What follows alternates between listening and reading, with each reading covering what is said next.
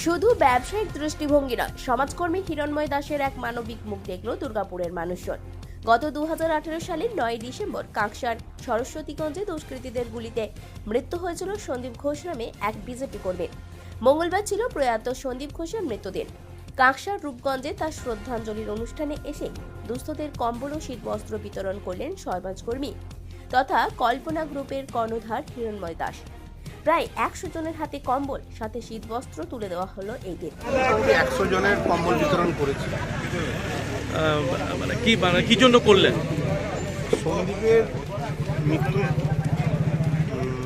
চিন্তাভাবনা করেই করেছি, কারণ উনি তো মানুষের উপকারের জন্যই এগিয়ে এসে পড়ে এরকম মৃত্যু ঘটেছে। সেই স্মরণীয় ইয়েতেই আমরা আজকে কম্বল বিতরণ করলাম। এরপরেও আরও আমরা প্রায় 25টা গ্রাম আমরা কম্বল বিতরণ করব, প্রায় 4 থেকে 5 হাজার। এর আগেও প্রত্যন্ত গ্রামের মানুষের জন্য চক্ষু পরীক্ষা শিবির সাথে অস্ত্রোপচারের ব্যবস্থা করে দিয়েছিলেন সমাজকর্মী হিরণময় দাস। বুধবারেও এমন এক সামাজিক কাজে ব্রতী হয়ে মানুষের পাশে দাঁড়ানোর চেষ্টা করলেন কল্পনা গ্রুপের কর্ণধার তথা সমাজকর্মী হিরণময় দাস। দুর্গাপুরের কাঁকসা থেকে অনুরাধা সেনগুপ্তের রিপোর্ট, খাঁটি খবর।